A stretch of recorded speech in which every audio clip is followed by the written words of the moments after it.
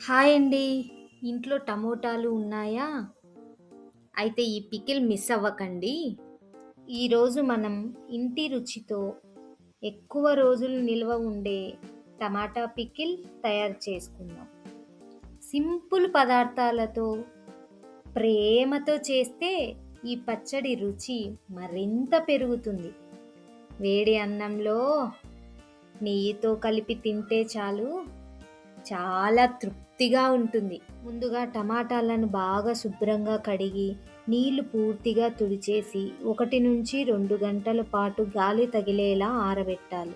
టమాటాలలో అస్సలు నీటి తడి ఉండకూడదు. ఆ తర్వాత టమాటాలను పెద్ద పెద్ద ముక్కలుగా కట్ చేసుకోవాలి. ఒక్కో టమాటాను 4 లేదా 6 ముక్కలుగా కట్ చేసుకోవాలి.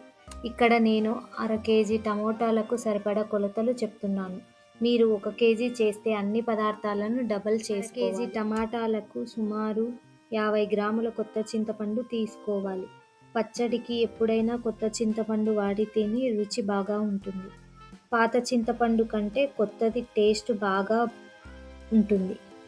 ఇప్పుడు స్టవ్ మీద ఒక వెడల్పాటి పాన్ పెట్టుకొని అందులోకి ఆయిల్ వేయకుండా టమాటా పీసెస్ అన్నీ వేసేయండి. టమాటా పీసెస్ వేసిన తర్వాత చింతపండును కూడా అందులో వేసేయండి. ఇప్పుడు మూత పెట్టి టమాటాలు మెత్తగా సాఫ్ట్గా అయ్యేంత వరకు మగ్గించుకోవాలి. మధ్య మధ్యలో మూత తీసి ఒకసారి కలుపుతూ ఉండండి.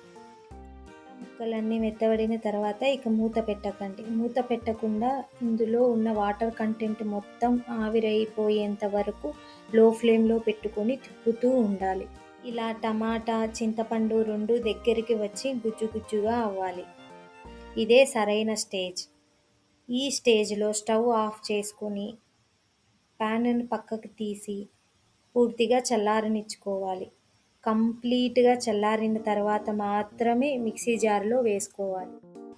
నెక్స్ట్ ఇందులోకి 50 గ్రాముల ఉప్పు, 50 గ్రాముల కారం వేసుకోండి. కప్పుతో చూసుకుంటే పావు కప్పు దాకా ఉప్పు, అరకప్పు దాకా కారం వేసుకోవాలి. నెక్స్ట్ ఇందులోకి 1 టీ స్పూన్ పసుపు వేసుకోండి. ఇప్పుడు దీనిలోకి వెల్లుల్లి రెమ్మలు పావు కప్పు దాకా వేసుకోండి. గ్రామ్స్లో చూసుకుంటే 40-50 వరకు వేసుకోవచ్చు. తర్వాత 1 టీ స్పూన్ మెంతి పొడి, 2 టీ స్పూన్ల ఆవాల పొడి వేసుకోండి. ఇప్పుడు ఇవన్నీ కూడా కలిపి ఫైన్ పేస్ట్ లాగా గ్రైండ్ చేసుకోండి. గ్రైండ్ చేసిన తర్వాత ఒకసారి పచ్చడి టేస్ట్ చూసుకోండి. ఒకవేళ ఉప్పు తక్కువ అనిపించినా, కారం తక్కువ అనిపించినా ఈ స్టేజ్లోనే అడ్జస్ట్ చేసుకోవచ్చు. నాకైతే అన్నీ పర్ఫెక్ట్గా సరిపోయాయండి. సో ఇప్పుడు ఈ పచ్చడిని తాలింపు పెట్టుకుందాం. పచ్చడి నిలువ పెట్టుకోవడానికి ఒక ప్యాన్లో 200 గ్రాముల నూనె వేసుకోండి. కప్పుతో తీసుకుంటే సుమారు 3/4 కప్పు దాకా ఆయిల్ పడుతుంది. ఇప్పుడు నూనె వేడెక్కిన తర్వాత 1 టీ స్పూన్ పచ్చి శనగపప్పు, 1 టీ స్పూన్ మినప్పప్పు, 2 టీ స్పూన్ల ఆవాలు, 1 టీ స్పూన్ జీలకర్ర, 4-5 వెల్లుల్లి రెమ్మలు, 4 ఎండుమిర్చి, కొద్దిగా కరివేపాకు వేసి ఈ తాలింపుని కొంచెం సేపు దోరగా ఫ్రై చేయండి. తర్వాత ఇందులోకి పావు టీ స్పూన్ ఇంగువ వేసి ఒక్కసారి కలపండి. ఇప్పుడు మనం గ్రైండ్ చేసి పెట్టుకున్న టమాటా పేస్ట్ మొత్తం ఇందులో వేసేయండి. మంటను లో ఫ్లేమ్లో పెట్టి కనీసం 5-10 నిమిషాల పాటు ఈ పచ్చడిని ఆయిల్లో బాగా ఫ్రై చేయాలి.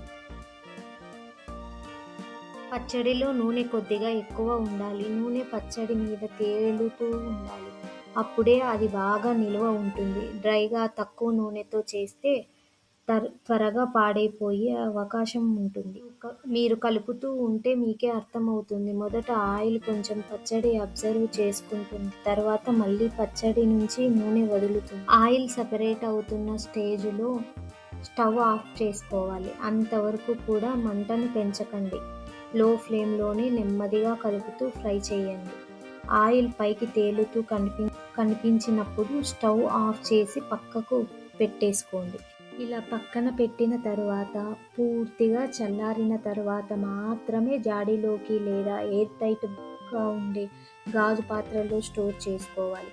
బయట ఉంచుకుంటే సుమారు 4 నెలల పాటు బాగానే నిల్వ ఉంటుంది. ఫ్రిడ్జ్లో స్టోర్ చేసుకుంటే 6 నెలల కంటే ఎక్కువ రోజులు కూడా సేఫ్గా ఉంటుంది. చాలా చాలా బాగుంటుందండి. తప్పకుండా ట్రై చేయండి. వేడి వేడి అన్నంలోకి ఈ పచ్చడి వేసుకొని కొద్దిగా నెయ్యి వేసుకొని కలుపుకొని తింటే చాలా చాలా టేస్టీగా ఉంటుంది. పెరుగులోకి కూడా ఇది అద్భుతంగా ఉంటుంది. ఈసారి టమాటా పచ్చడిని ఇలా ట్రై చేసి చూడండి. మీకు ఎలా వచ్చిందో తప్పకుండా కామెంట్ చెప్పండి. ఈ వీడియో మీకు నచ్చినట్లయితే లైక్ చేయండి, మీ ఫ్రెండ్స్కి షేర్ చేయండి. మరిన్ని టేస్టీ సింపుల్ రెసిపీస్ కోసం మా ఛానల్ని సబ్స్క్రైబ్ చేయడం మర్చిపోవద్దు.